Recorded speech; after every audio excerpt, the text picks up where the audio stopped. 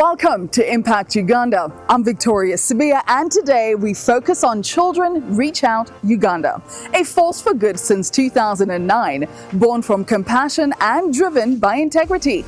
Their work spans education, nutrition, child protection, and support for children with special needs, from providing secondary education to girls, to empowering families through sponsorship, to ensuring menstrual health doesn't keep the girls out of school. This is a story of action, dignity, and lasting change. On today's episode, we explore how every child, no matter their circumstance, is given the opportunity to thrive. Edwin, welcome to Impact Uganda.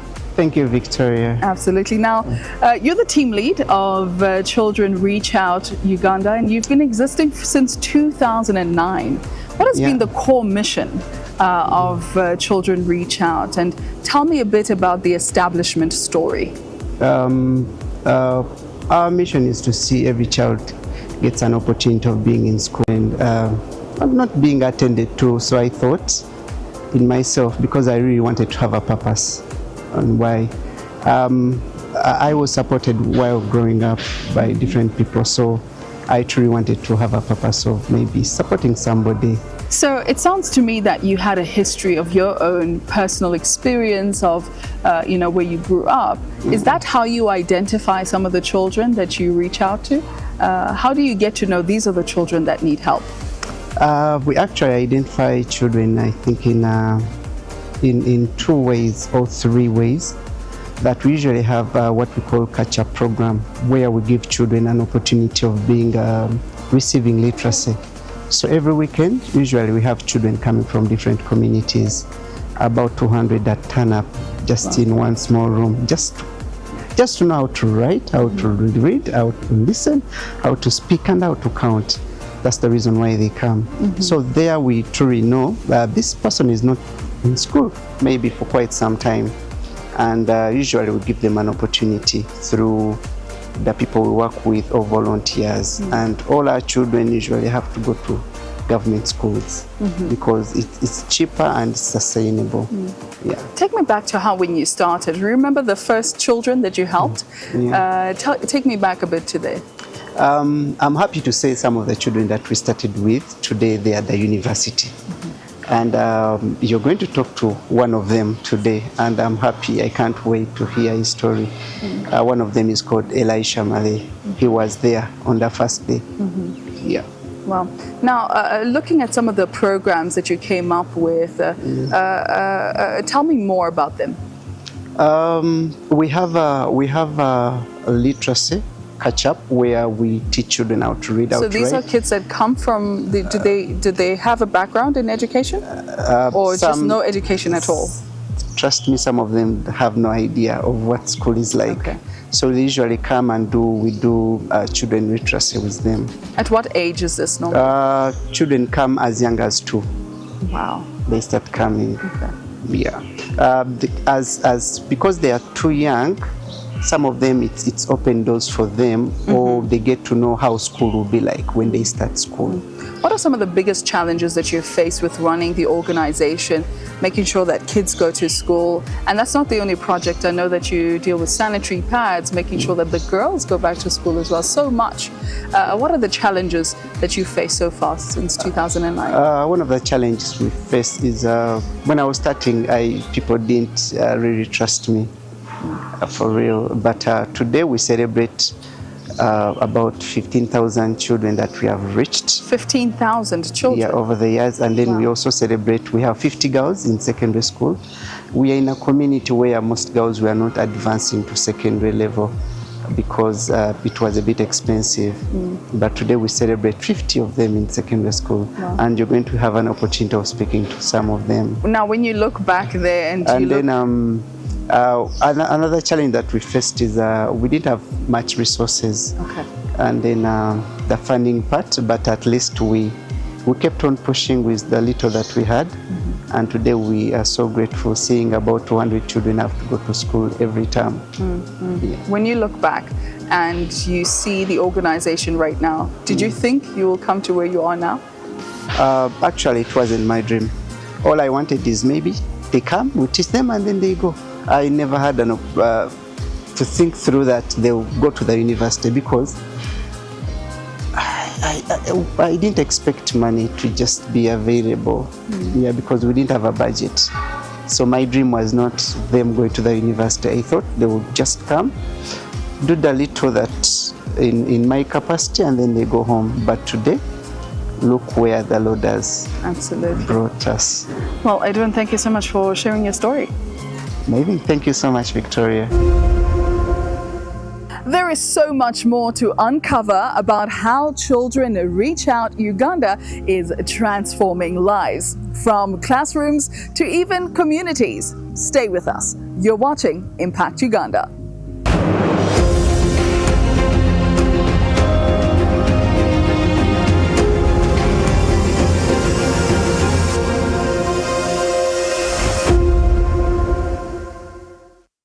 Mr. Kakuru, welcome to Impact Uganda. Thank you very much, Victoria. Happy to be here. Now, let's get started with just your role together. You're the deputy chair, board chair, that is, and you're in the decision-making seat, right? What is your role in the board, and what does it look like to sustain strategy and make sure that things happen the way they're supposed to happen from a board chair perspective? From a board chair, we have a team leader who's hands-on and on the ground. And as a board, we came in to support him. We came in to look for, looking at areas of sponsorship, looking at areas of sustainability. We came and found out that the biggest challenge we have are the two areas of sponsorship and then sustainability.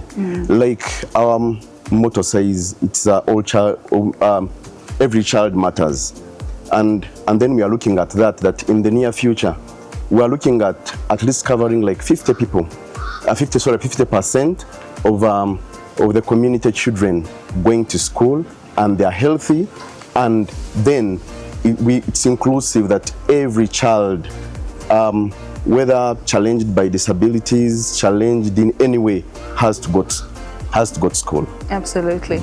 Now, looking at the main challenge as well when it comes to sustainability, but mainly when it comes to funding, how do you ensure that the funding doesn't stop? What's the work that goes into that? Because at the end of the day, the children need to go to school. They have multiple needs, the families as well.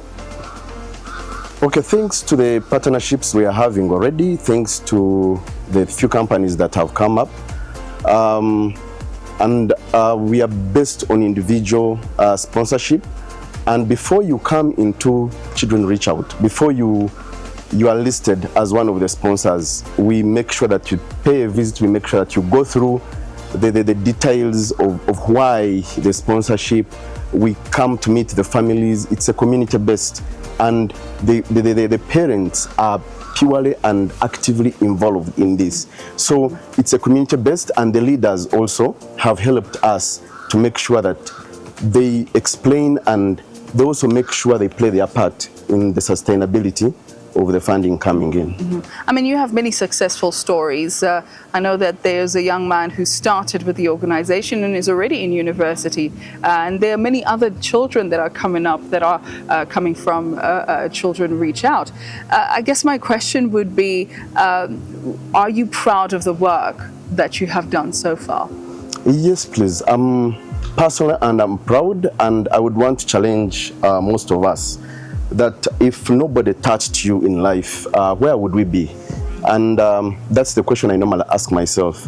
It's not a must that the parents are there and they gave you they gave birth to you, but they also challenged like any other person. And then secondly, children have dreams, and they have golden dreams. They are no kids that are born with silver dreams or bronze dreams. All kids are born with golden dreams, and by birth every child is born optimistic. So when I see that the child is realizing his or her dreams, to me it is a fulfillment that I get. And most of the sponsors the individual sponsors. That's the fulfillment they get, and that's the sustainability they normally have within them, that, you know, I must sustain this because I see the fruits of coming in to help out. If we could look towards the future, what does the future look like, and how can Ugandans support Children Reach Out? I believe in starting small. I believe in people understanding why they are coming out to help. The challenge, like what we say, the challenge we get, most of us don't have that sustainable income that you will support the child throughout to university. But maybe going back, these kids come back and support their own organization. So it's very beneficial. There are many fruits that we get supporting the kid all through to university. But like I said, I came to actually a community church where I used to be, and my dad used to pastor there. He came and he told him about his program. So I was part of the kids who were there, and I was so active. So I met him. He started coming for me at home every day to take me, but we used to do nothing. But the only thing, I wanted to leave home and go do something. And do something, yeah. Yeah. So we would go to the beach and play. We would go and color, do something called doodling. Yeah, just crazy art. And yeah, it used to be so fun. And we used to do that every day and meet with other kids in the community. And so they started mentoring us. We started going through certain journeys of Bible trivias and doing stories, Bible stories. So we learned a lot of things through that. And yeah, so we started doing these stories, and it mentored me in a way of speech and in a way that's physical and also mentally. I started being so active. Even in my school, my grades started improving. I felt more like I was doing something. Well, it does sound like they supported you in your early childhood development, right? Yeah. What other support have they provided to you so far? Now that you're in university as well, you've grown up with them. You've known them for many years, isn't it? Yeah, since 2009? Yeah, when I was still a kid. You've been around. I've been around. Tell me more about the support that they've provided. Yeah, actually, I firstly went to do a certain course, which turned out to be a bit too tricky and expensive. So Uncle Edwin had to advise me, because I lost it, and I was like, I really wanted to do this course, and things weren't really so stable. And he really advised me and told me, Elisha, we cannot give up. We've come a long way. You cannot give up on school, despite of the challenges. You try this out, it will be well. So I chose to do a new course called Animation, Bachelor of Science in Animation and Visual Effects. So, and so I find it so interesting, apparently. Yeah. And we are still together, giving me enough support in the school. Exciting. Now, when you look at yourself when you were younger, maybe there's another young boy who used to be like you. Yeah. What advice would you give them? Well, my advice is you shouldn't give up on your dream, and also do not leave the circles of people that encourage you to be better. From health to education, and from empowerment to protection, this is about changing the trajectory of children's lives. More on that when we return. Impact Uganda.